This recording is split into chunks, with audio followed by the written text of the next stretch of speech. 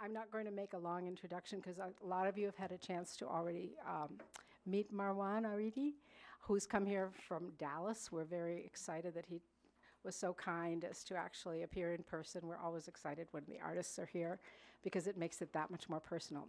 Marwan is going to just talk shortly, tell you a little bit about himself and a little bit about his art. But the main reason we're here is because I know that people have questions about how all of this actually works. And Marwan will give some great explanations about that.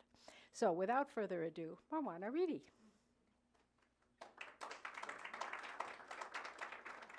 Thank you, Dagmar. Good evening, and I want to thank you all for coming tonight. It's a pleasure being with you here. First, I'd like to introduce myself. My name is Marwan Aridi. I'm a Lebanese-American artist. I studied calligraphy at an early age by calligraphy master in Lebanon. And I came to the States, and I studied graphic design, and later I had a master's degree in art history. And I've been doing this for all my career life, and I have developed a company that specializes in ornament.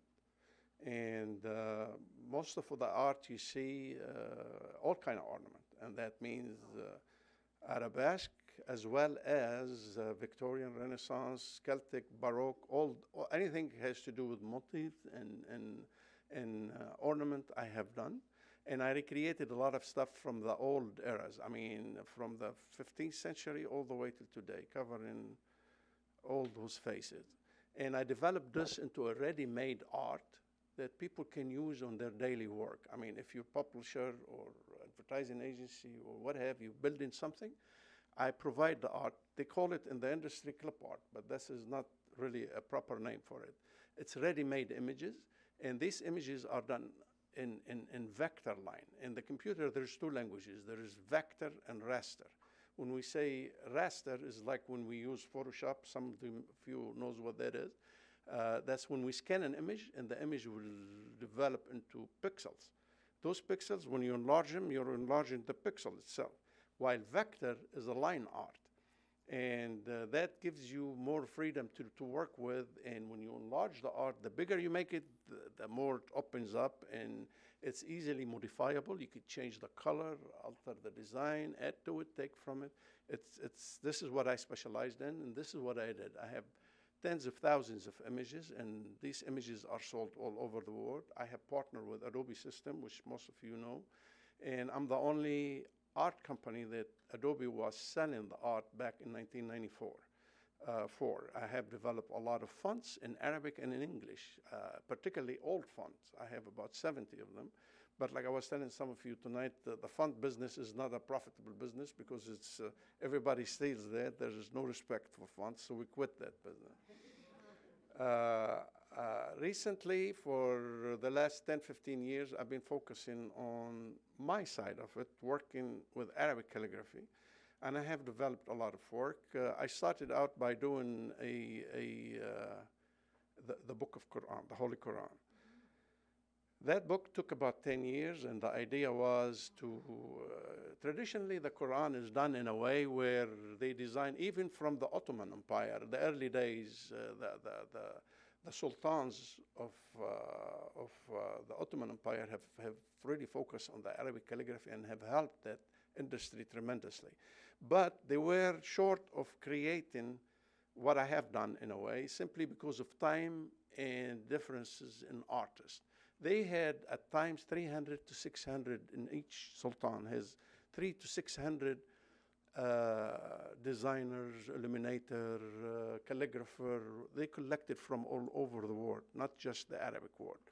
I mean, they come from Persia, they come from the Arab world, they come from Russia, from the Eastern European area, from China, from whatever. They find an artist, they bring him in. They were paying a lot of money, they had a lot of money, and they work on this, but they never develop the book that I have made in a way. Simply because of the digital era that we are in today. To do the art, it probably, each page of that book would probably take about 3 months to a year to finish each page. It's very detailed work. And I guess you figure it out. If you have 300 to 400 pages in the Quran, that would take hundreds of years, so nobody did it. The tradition was they do the first 2 pages, Al-Fatiha and Surah Al-Baqarah. They ornate this and they run a frame and they work on the calligraphy of that. They have done a great job right there. But what I did is I created, in the Quran there's 114 surah, as you know. I have made 114 design. And each design is different, and each design is taken from a particular era. And the book came to really become an encyclopedia of the entire Islamic art, from the Muayyad in the early inception of Islam all the way to today, including Persian art, Turkish art, Moroccan art, Middle Eastern art, Indian art. Every art came from the Islamic era is presented in this book. And I also have developed a special font for this special calligraphy to write the book with. And these letters are, what I did is I created the design, and I created something that would really match the ornament I have created for the book. I mean, after I designed the 114 design for the surahs, I developed the calligraphy, and the calligraphy I created in bank. Each letter in Arabic has 4 entries. At the beginning of the letter, of the word, in the middle of the word, at the end of the word, and by itself, standing alone. So I have to create all those components, and as we create those, we have to make sure that when the letters are in the middle of the word, from both sides, that they mate seamlessly where they are. I mean, it takes little detail work, but I developed this and I created a bank of letters, and I start. Let's say if I have a book, if I have a word in Arabic, I'll pull the meme, the sin, the alif, whatever, and I group them together. And in Arabic, we use a lot of accent. This is how for pronunciation and to distinguish the meaning of the word, because one word could have sometimes 20 meaning just by changing the. So I had to do all of those. And now there are fonts could do this, but when you use a font, the font is limited because the distance between the letters and the accent sometimes comes way high. You cannot control it. So it has to be done by hand, and we have to make sure they have an aesthetic value to them. So I did all of this by hand, and that took me about 3.5 to 4 years to finish, just the text alone. You know, we're talking about, I think, if I can count correctly, 82,000 words. So I have to do all of those, and you know they have to all look alike, and we have to. It's a long process. The book is ready, and I have finished with it probably about 5 years ago. I made only one copy, and this copy is stored in the Ward, showing what I have done to it. And right now it's exhibited at a museum at Texas Tech University, hoping that we could move it around from one museum to another, show the art. What we do is we exhibit it with other prints, showing some, because when you show the book, you're only showing 2 pages of the book. So we have about 32 pages showing the rest of the art in the book. And now I'm doing a lot of exhibition. I'm showing some of my art. I'm a digital artist. To some of you, some people think digital art is easy or it's different. Actually, it's much more difficult than when you work by hand. When you work by your hand, if you have the experience, you develop the skill. With the same way with digital. But the advantage of digital is you can modify the art. You can send it in so many different forms and add too much colors to it, and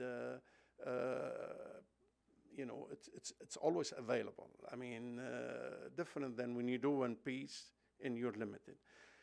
I have done over 200 pieces of art to date, and after we print the art, we come back and touch it up with acrylic, with color pencil, with gold ink, and with chalk. It depends on the piece, just to kind of add a little human touch, if you want, to it, and just spice it up.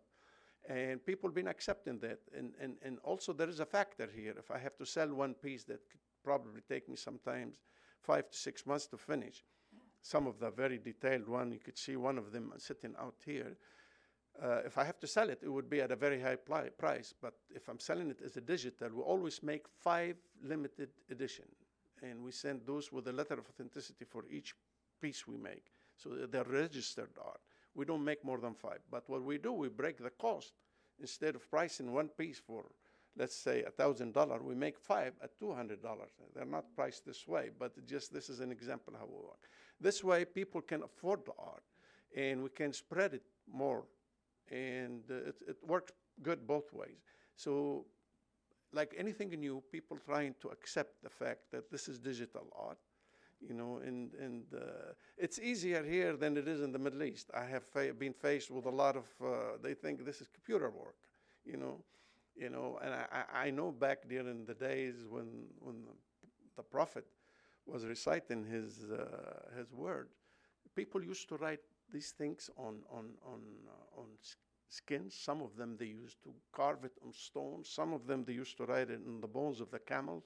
The back of the camel has a large bone, and they used to use chalk to write this so they can keep it. And well, at that time, that's all they had.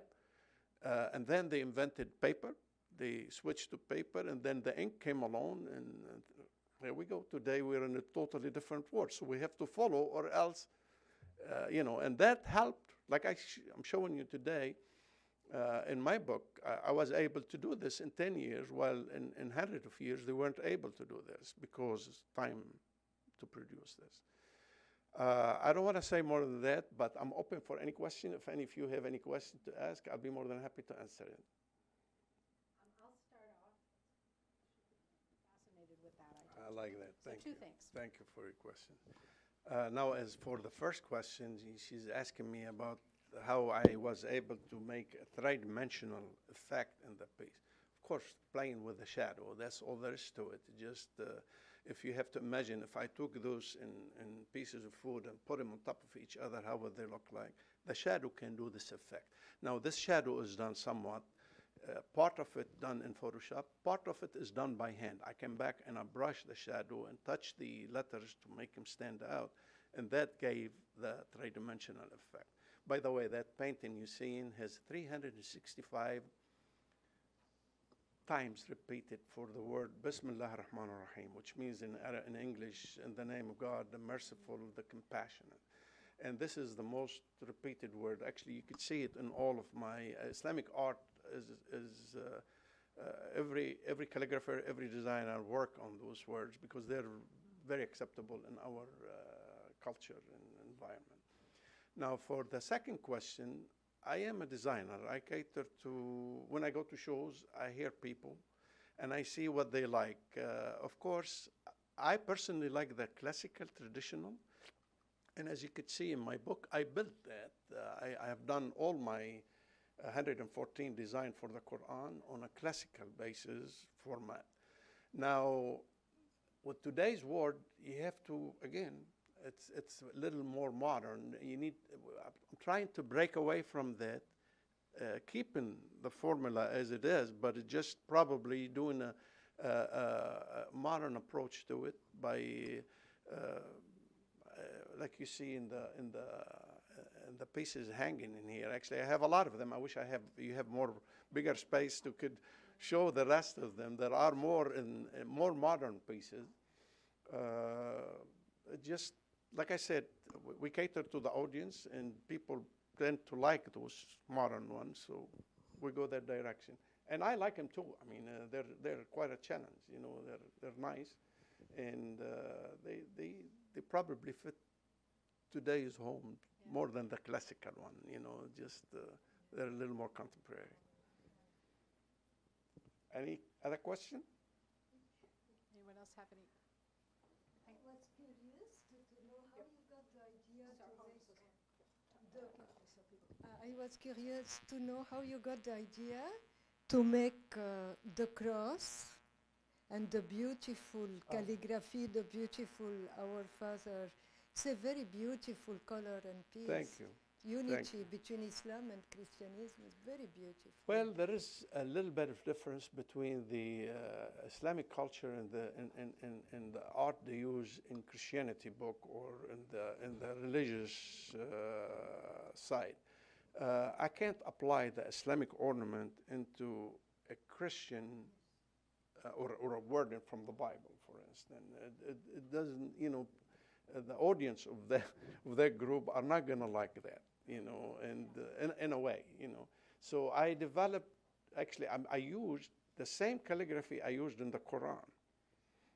Actually, this style, I named it after my son. My son's name is Omar, so and it is called Omar.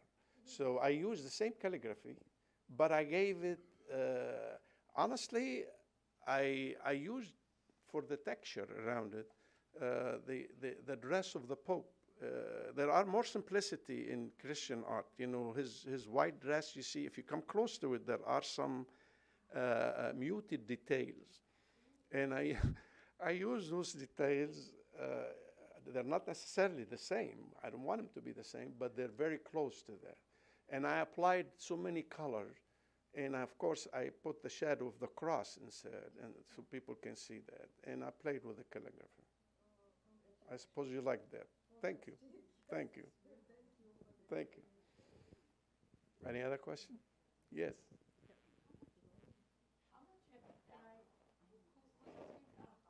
My hearing is really bad. We need the microphone.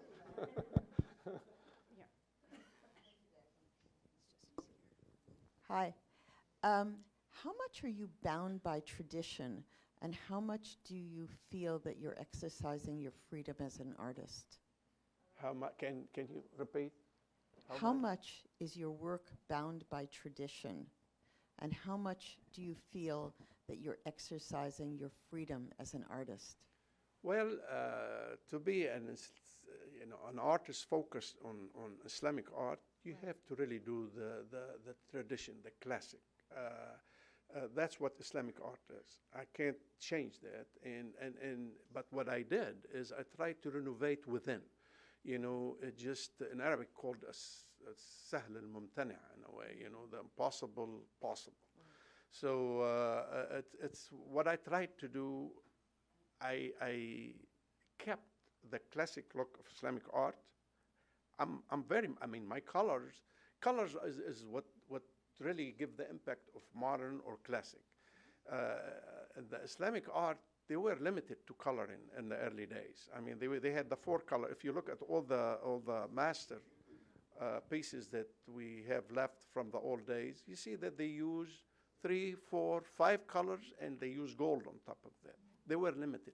Today we have, like when I'm working with my color palette, I have at my discretion about 16.4 million colors. It's you and what your creativity can take you.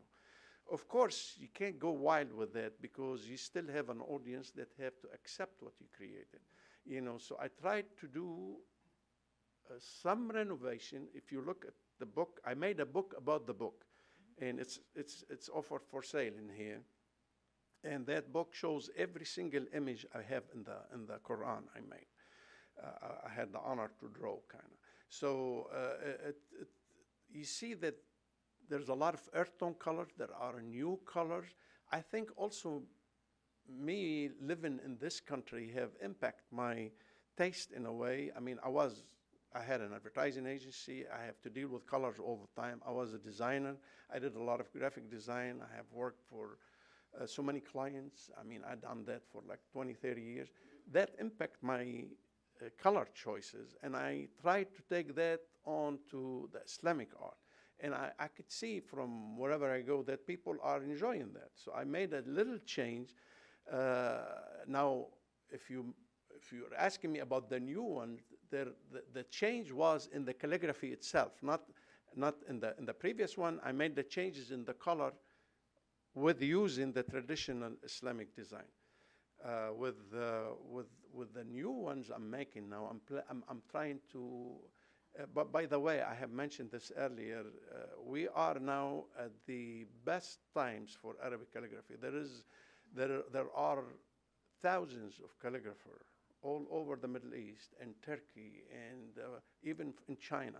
They've been doing great job. I mean, from coloring to concept to modern look to traditional look. I think this is like the best era for calligraphy right now. And probably the digital work have helped. Now, we still have a lot of people who could never, I mean, older folks who don't want to really at this stage go into computers and learn, because the software is not easy. I mean, I started with Adobe since they came out in 1985. To bring somebody like me at this age, have spent all his life doing work, and tell him, of course he's going to reject that, because it's very demanding and you don't no longer have the capacity to learn the game of the software. I mean, it's very difficult. It is. I have to stay with it continuously. If some of you have used Photoshop or something like that, will know what I'm talking about. You leave it for a few months, you forget. You have to start. It's not like riding a bike here. It just, you have to come back and learn. And they keep coming up with a new concept. You have to stay on top of it. So I believe the younger one are coming up with, we're seeing building being painted with calligraphy now. There is a new style where they use the letters. It doesn't have to say anything. They just use the letter for the beauty of it and create concept and shapes and art, and that's excellent. This is so beautiful. I hope it keeps coming like that. I hope I was able to answer your question.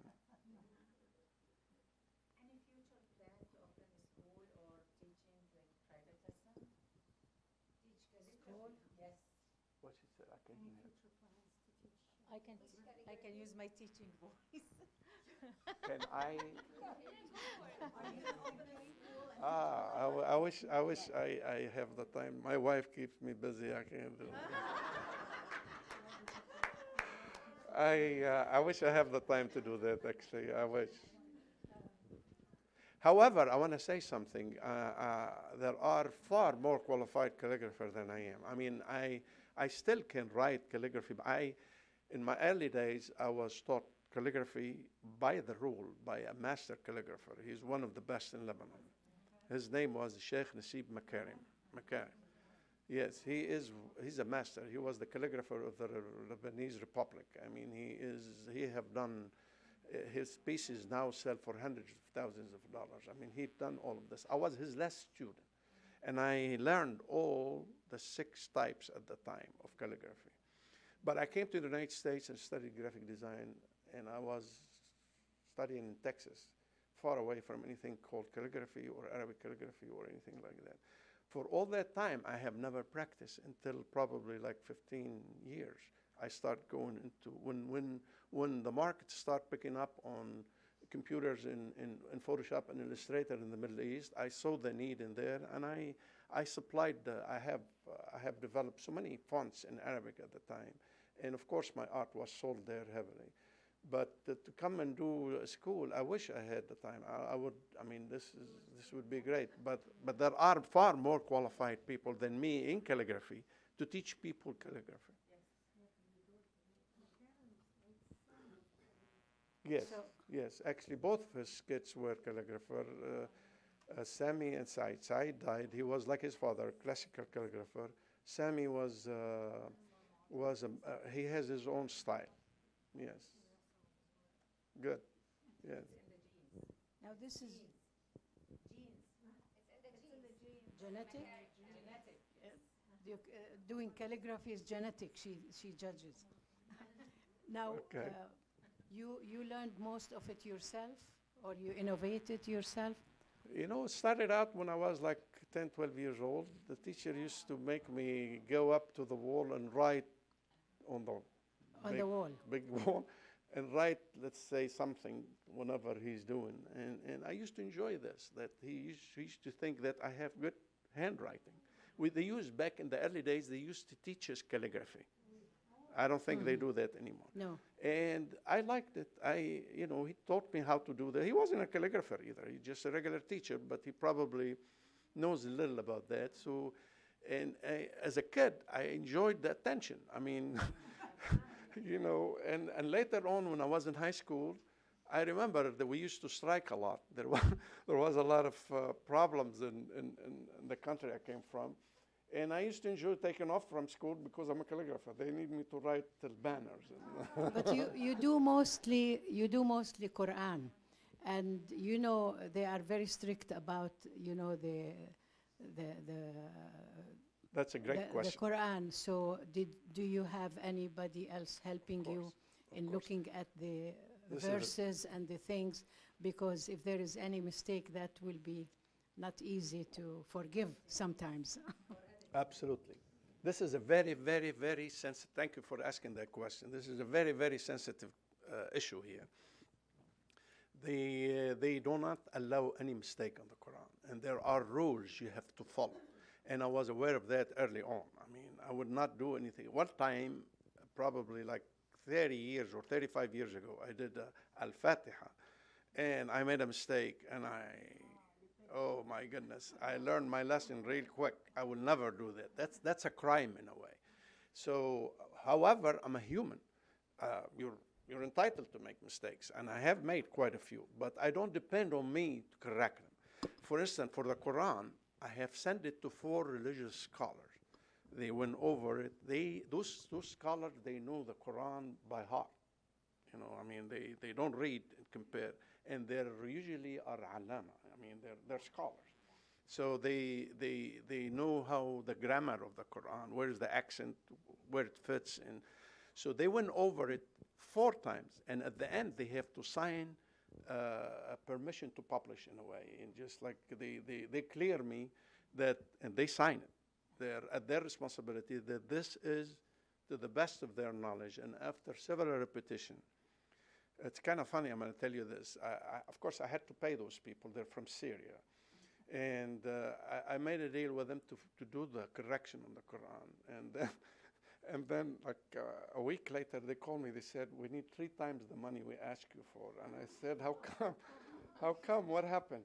He said, in your first page to tell you, and I was very, very concerned not to miss any. He said, in your first page, you made 52 mistakes. So they spend we spend like a year and a half correcting the book. And I thought I was matching letter for, but you're human. There's no way. I mean, this is something, you know. So the book is clearly clean now, I hope. I mean, I'm sure maybe there are some mistakes left, but I mean, that's to the best of my knowledge, we did that. Now, on the other pieces I do, because they're small, I open the Quran and I match exactly 2 and 3 times, and I pass it around to some trusted sources I know. They look over it as well before I finish. We pay attention to that. That's a very important issue.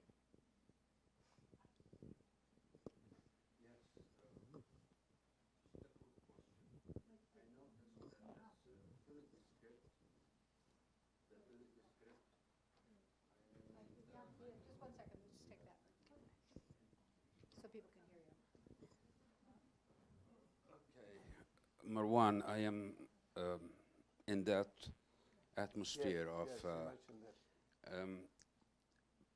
that. Have you ever used other script like in the calligraphy, like Thuluth, Diwani, or Farsi, or anything like that? I did all of them. I mean, I have actually in my book. My second book shows about 235 pieces of art, and it does have Diwani, Thuluth, Kufi. The only one I didn't, and I don't think it's suitable for painting, is a ruqa. It's a commercial.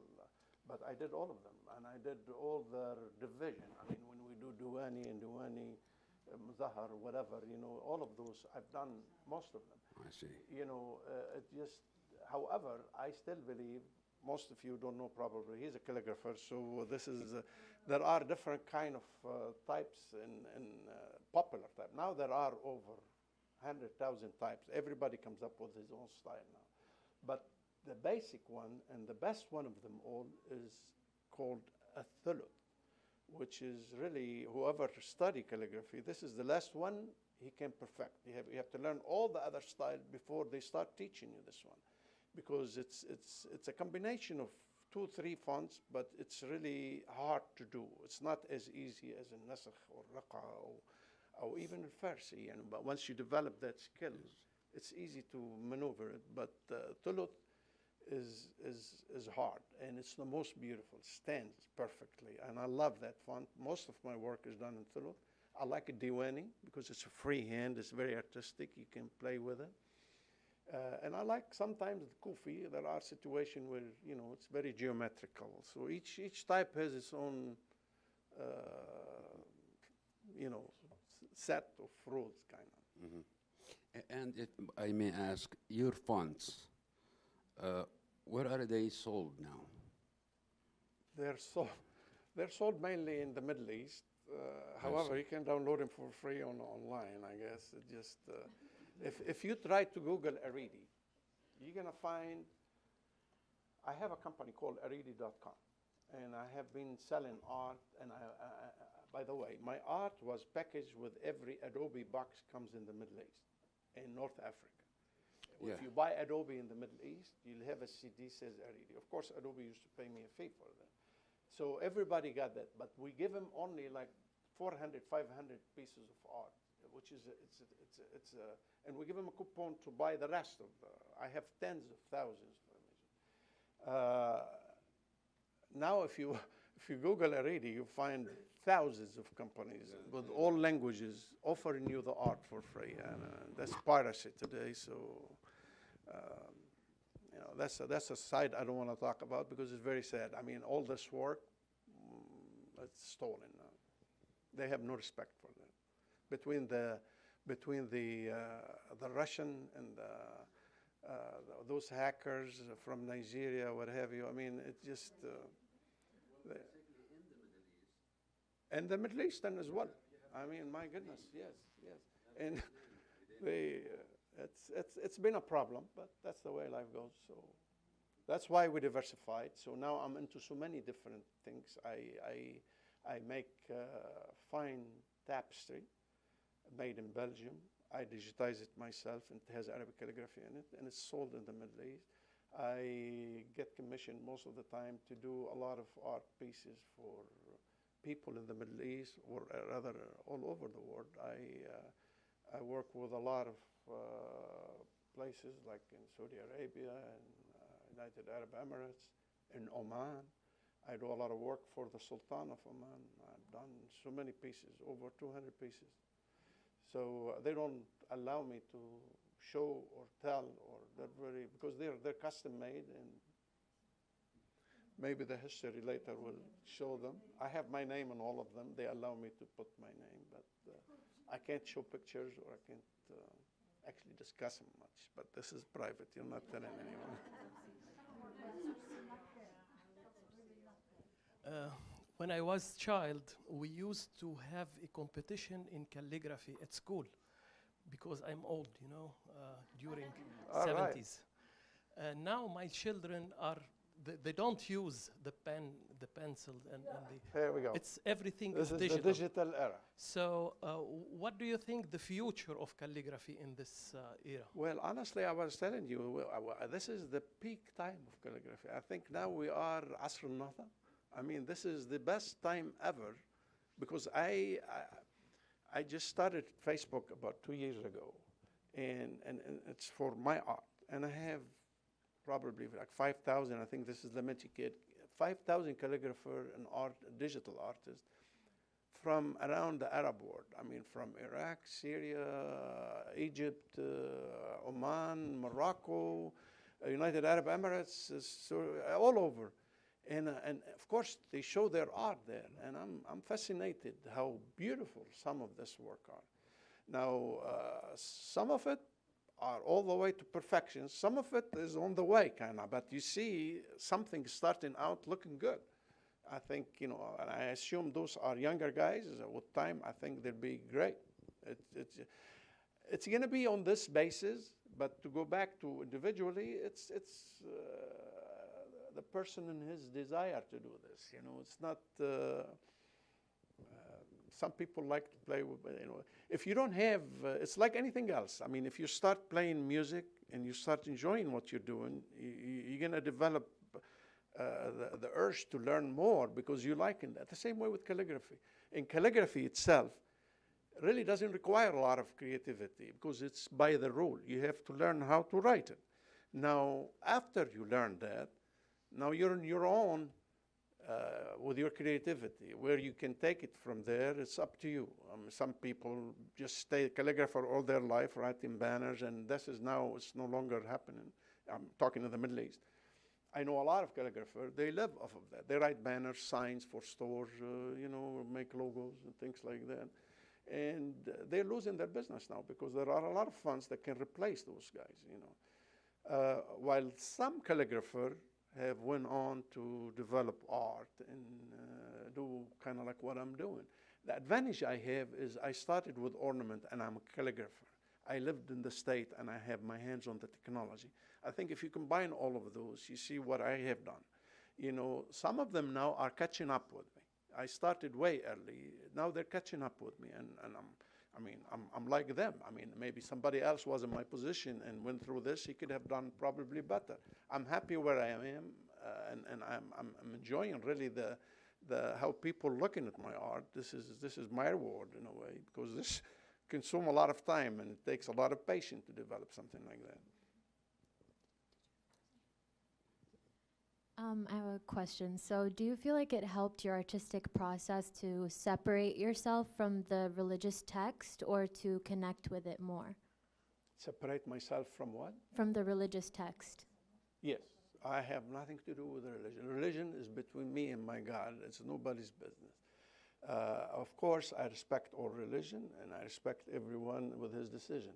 But I'm an artist. I have nothing to do with religion. And I get asked this quite a bit whenever I'm going around doing things like this. You know, don't ask me religious question because I'm not answering, nor do I know much. I'm in it for the art. And actually, this is what helped the calligraphy get better, because in Islam it's forbidden to draw a live object. This is the creation of God. And humans are not allowed to do this, although it's not written in any text, not in the Quran or on the Hadith. But it's been going around and people avoid this. That put more focus on the calligraphy itself. And, you know, just like the Catholic have pictures of Christ and Mary in their homes, the Muslim have ayat written in Arabic calligraphy, you know, proverbs from the Quran or verses from the Quran written in the world. This is how it works. But as far as me getting involved with a religious question, I'm not qualified, first of all, nor do I like to get into this. I liked your musical analogy. My husband plays jazz, and he tells me a lot about how there's so many different things that you have to learn that are rules. And it takes quite a long time to master them. But once you master them, then you can start improvising, and then you can start playing and having fun with it. Exactly. And I see that as a real parallel to what you were saying about the way that you work.